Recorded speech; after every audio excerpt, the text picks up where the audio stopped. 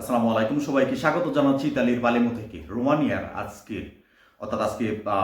6 June আজকের update আপনাদের সাথে শেয়ার করব। ইমিগ্রেশন, আইজিয়া এবং ওয়ার্ক পারমিট এবং দিল্লি এম্বাসির, বিশেষ করে যারা বাংলাদেশ থেকে অ্যাপ্লিকেশন করছেন তাদের, যারা এই বছরে ওয়ার্ক পারমিট পেয়েছেন তাদের এখন একটা মাত্র লক্ষ্য দিল্লি থেকে ভিসা অর্জন করা। আর আমরা এটা খুব ভালো করে জানি যে দিল্লি এম্বাসিতে ভিসা রেশিও ভালো থাকা সত্ত্বেও আমরা ভিসা পাচ্ছি না।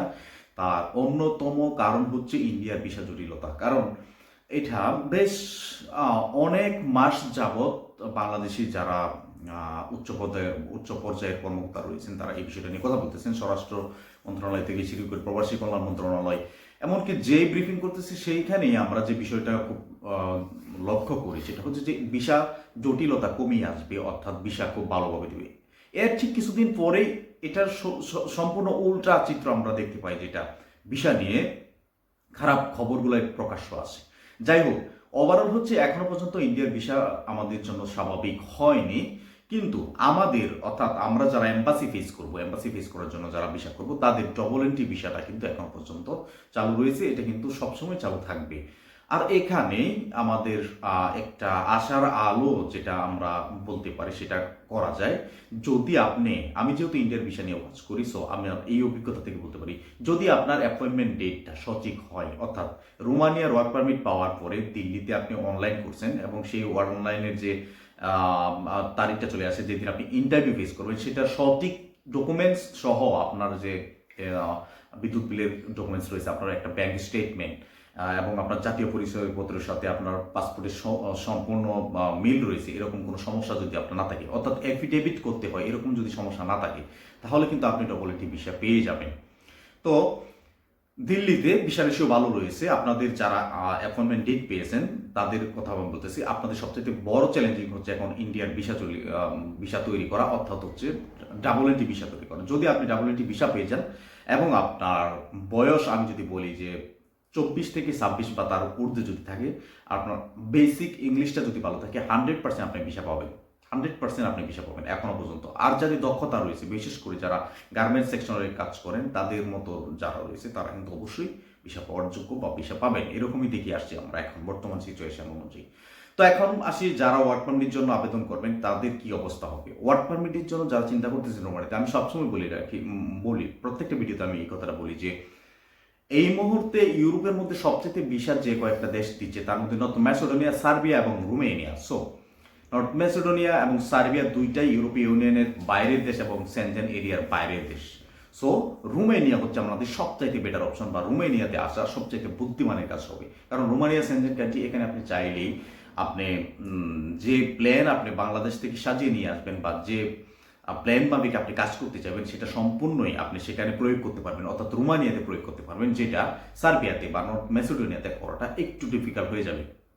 আচ্ছা, নর্থ ম্যাসেডোনিয়ার কথা কিন্তু আমি বলি যে সেখানেও আসেন, সেটা কিন্তু আমি তাদের জন্য বলি যারা আসলে কোনো জায়গাতেই হয়ে উঠতেছে না, তাদের জন্য নর্থ ম্যাসেডোনিয়া বা সার্বিয়াতে আপনার অ্যাপ্লিকেশন করতে পারেন।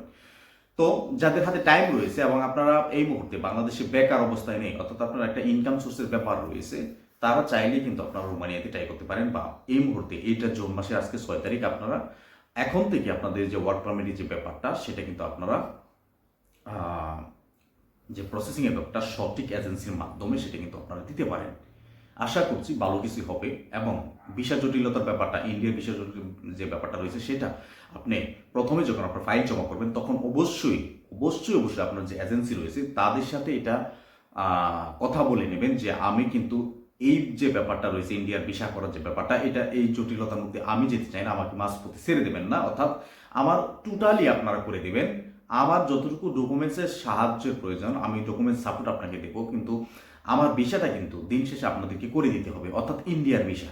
এভাবে ডিট করে এবং টাকা পয়সার লেনদেনের যে ব্যাপারটা সেটা সম্পূর্ণ প্রক্রিয়া ব্যাংকের মাধ্যমে করে, এবং যদি পারেন তাহলে একটা লিখিত কিছু করে দেন আপনার টাকা পয়সাটা লেনদেন করবেন, অ্যান্ড দেন আপনার ফাইলটা আপনি সাবমিট করতে পারেন। আশা করি রোমানিয়াতে ভালো কিছু হবে আপনার ফাইল সাবমিট করার পর।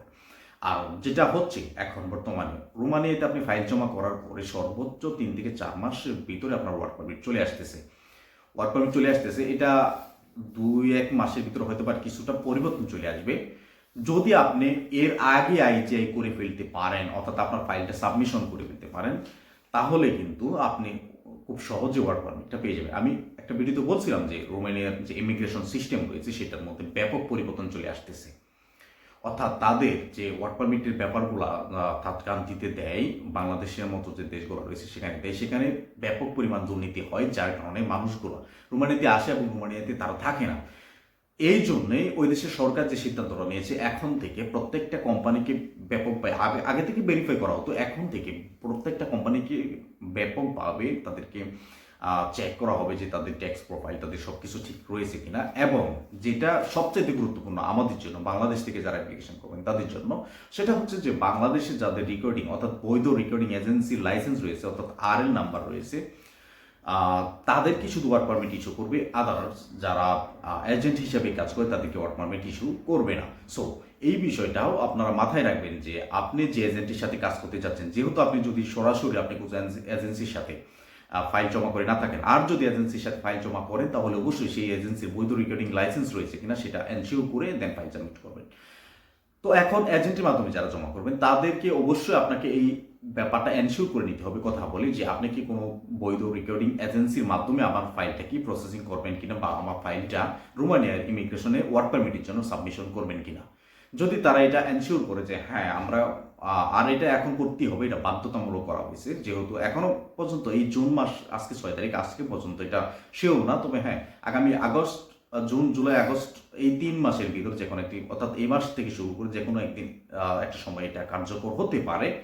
তবে এখানে ভয়ের আসলে খুব বেশি কারণ নেই, এটা আমাদের জন্য ভালো হয়েছে, আমাদের নিরাপত্তার জন্য ভালো হয়েছে। রোমানিয়াতে আমাদের যে কাজের জায়গাটা রয়েছে সেখানে আমরা এখন নিশ্চিন্তা কাজ করতে পারবো, বা ওইখান থেকে চলে আসবো ইতালিতে বা ফ্রান্সে, এই চিন্তাটা আসলে বাংলাদেশ থেকে বা ব্যাড ইন্টেনশনের যে ব্যাপারটা, যেটা নিয়ে আমরা যখন দিল্লিতে ভিসা করছি তখন ব্যাপক প্রশ্ন করা হয়তো, আশা করি এই প্রশ্নগুলো এখন আর করা হবে না, কারণ তারা রোমানিয়া সরকার ইমিগ্রেশনের ব্যাপক একটা পরিবর্তন নিয়ে আসছে শুধুমাত্র শ্রমিকদের নিরাপত্তার জন্য, বা শ্রমিকরা যাতে সহজেই রোমানিয়াতে আসতে পারে এবং রোমানিয়াতে তারা থাকতে পারে, তারা কাজ করতে পারে। এই জন্য আরেকটা যেটা পরিবর্তন তারা চিন্তা করতেছে সেটা হচ্ছে যে দিল্লিতে যখন আপনি ইন্টারভিউ দেবেন, যখন আপনার ভিসাটা অ্যাপ্রুভ হয়ে যাবে, সাথে সাথে আপনার টিআরসি কার্ড অ্যাপ্রুভ হয়ে যাবে, অর্থাৎ ভিসার সাথে আপনি টিআরসি কার্ড সাথে করে নিয়ে আপনার কিন্তু ফ্লাইট করতে পারতেছেন রোমানিয়াতে। এখানে আসার পরে কোম্পানির ফিঙ্গারপ্রিন্ট নেওয়া, কোম্পানি আপনাকে টিআরসি করে দেয়া ইত্যাদি যে ব্যাপক বেশ কিছু সমস্যা রয়েছে, এটা কিন্তু এখন আমাদেরকে ফেস করতে হবে না। আরেকটা খুশির খবর যেটা আমি অনেক আগেই শুনতে পেয়েছিলাম, যেটা আমি বলছিলাম আপনাদেরকে, যে রোমানিয়া চাচ্ছে যে ইতালির মতো যে কোম্পানিতে আপনি আসবেন সেখানে যেহেতু এখন সরাসরি এম্বাসি থেকে আপনাকে টিআরসি কার্ড দিয়ে দেবে, এটা ইতালির মতো বা ফ্রান্সের মতো যদি করে দেয়, অর্থাৎ একটা টিআরসি কার্ড যেটা আপনাকে সরকার দেবে সেটাকে কোনো মালিকই চাইলেই সেটার উপরে কোনো ধরনের কোনো কিছু করতে পারবে না। অর্থাৎ এখন যেটা হয় নরমালি টিআরসি কার্ডটা চাইলেই মালিককে ক্যান্সেল করে দিতে পারে, তখন কিন্তু এই টিআরসি কার্ড সরকার যতদিন পর্যন্ত না চাইবে ততদিন পর্যন্ত এই টিআরসি কার্ড বাতিল হবে না। অর্থাৎ যখন আপনি ইচ্ছা তখনই আপনি দেশে যেতে পারবেন, একেবারে সম্পূর্ণ প্রসেসিংটা হয়ে যাবে ইতালির মতো। এটা আমাদের জন্য আরেকটা ভালো দিক, যদি এটা কার্যকর হয়ে যায় তাহলে আমি 100% শিওর দিয়ে বলতে পারি যে রোমানিয়া থেকে কেউ ইতালিতে আসবে না বা আসার কোনো প্রয়োজন হবে না। রোমানিয়াতে আসার পরে এখানে 6 মাস 7 মাস 1 বছর পর্যন্ত বসে থাকতে হয়, কোনো কাজ পাওয়া যায় না। তো রোমানিয়াতে আপনি 1 বছরে যদি আপনি ইনকাম করেন তাহলে প্রায় 14-15 লক্ষ টাকা ইনকাম করতে পারবেন। কেন আপনি এখানে আসবেন? রোমানিয়াতে যদি টিআরসি কার্ড আপনার স্বাধীনতা দেয়, যদি সরকার স্বাধীনতা দিয়ে দেয় যে কোনো কোম্পানিতে আপনি চেঞ্জ করতে পারবেন, কোনো ধরনের আপনার এনওসি লাগবে না, কোনো ধরনের আপনার নতুন করে ওয়ার্ক পারমিট ইস্যু করতে হবে না, তাহলে আপনি কেন আসবেন? অবশ্যই আসার কোনো প্রয়োজন নেই। সো সবচেয়ে বেস্ট কান্ট্রি হচ্ছে এই মুহূর্তে আমাদের জন্য রোমানিয়া।